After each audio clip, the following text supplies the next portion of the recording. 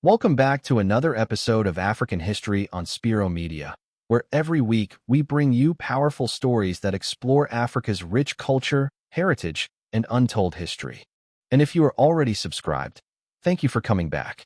Your support means everything, and it keeps this journey alive. If you are new here, please subscribe and turn on notifications so you don't miss our weekly documentaries that inspire, educate, and connect you to Africa's past and present. And whether you are joining us for the first time or returning again, you are part of this growing community that believes Africa's stories deserve to be seen, heard, and remembered. Now, imagine standing in a place where the ground beneath your feet once witnessed the buying and selling of human beings. A place where families were separated, where freedom was taken away, and where countless lives were forced onto journeys they never chose. Today, the sounds of that market are gone, but the memory remains. In the Savannah region of Ghana stands one of the country's most important sites connected to the history of slavery, the Salaga Slave Market. Long before Salaga became known for its connection to the slave trade, it was already an important commercial center.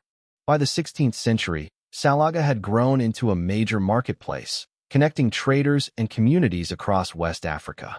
Kola nuts, gold, beads, textiles, animal hides, and other goods passed through the town. Its strategic location made Salaga an important link between the northern regions and the markets farther south. But by the 18th century, another trade had become deeply embedded in its commercial life: the trade in human beings. Historical research identifies Salaga as one of the leading slave markets in West Africa, particularly during the 19th century. Enslaved people were brought from different parts of the region and traded before being moved along routes leading toward the coast or farther north. Imagine arriving here as a captive. You are no longer treated as a person with a family, a home, dreams, and a future. You have become a commodity. People were inspected, prices were negotiated, and human lives were exchanged alongside other goods. Some were taken southward toward the coast, where they could eventually be shipped across the Atlantic. Others were moved along routes connected to the trans-Saharan trade. For those who passed through Salaga, the journey was often only one part of a much larger tragedy. Behind every person was a story: a mother, a father, a child, a community, a life that existed before captivity. And this is what makes Salaga so difficult to understand through numbers alone. The history of slavery is sometimes presented through statistics, dates, and trade routes. But behind every number was a human being. Someone who had a name. Someone who belonged somewhere. Someone who had people waiting for them. The slave trade did not simply move people from one location to another. It disrupted families, destroyed communities, separated generations, and left wounds that continued long after the trade itself declined. Salaga also formed part of a wider network of slavery sites across what is now northern Ghana.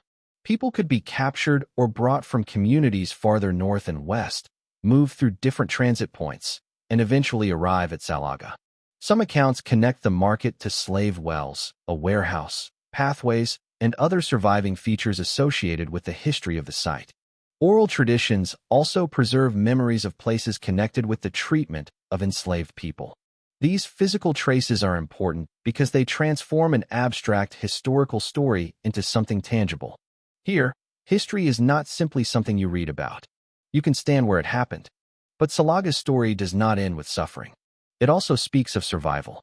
The people who passed through this system were not merely victims of history. They were human beings who endured unimaginable circumstances. Some survived. Some escaped. Some carried their memories into new communities. And their descendants continue to live across Ghana and throughout the African diaspora. Their survival is part of the story. Their resilience is part of the history. Today, the Salaga Slave Market has been transformed into a heritage and remembrance site.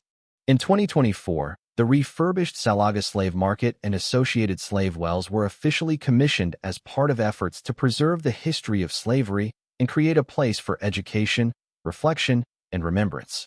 The purpose is not simply to preserve old structures. It is to preserve memory, to create a space where younger generations can learn about what happened here, and to remind visitors that the consequences of slavery did not disappear when the trade ended.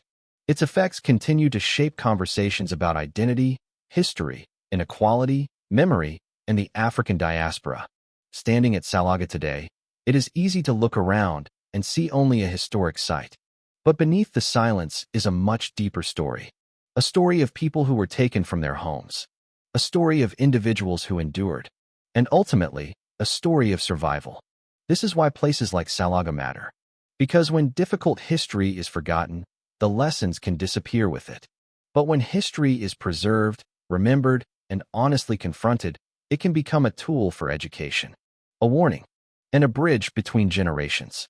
The Salaga Slave Market is therefore more than a reminder of Ghana's painful past. It is a place where Africa remembers, where descendants can reflect, where visitors can learn, and where the stories of those who endured slavery can continue to be heard. The market that once participated in the buying and selling of human lives now stands as a place where those lives are remembered. And perhaps that transformation carries its own powerful message. What was once a place of human exploitation can become a place of human remembrance. As we leave Salaga, the question is not simply, what happened here? The deeper question is, what will we do with the memory of what happened here? Because history is not only about looking backward, it is about understanding the present and choosing a better future. The people who passed through this place could not choose the path that history forced upon them. But we can choose whether their stories are forgotten or remembered. And at Salaga, their stories continue to speak. Quietly, powerfully, and across generations. Thank you for watching. If this documentary gave you a deeper understanding of Ghana's history, don't forget to like, subscribe, and share this video. Join us as we continue traveling across Ghana and Africa, uncovering the places, people, cultures, and stories that shaped our continent. Until next time, keep discovering, keep learning, and keep remembering. This is Spiro Media, stories that move people.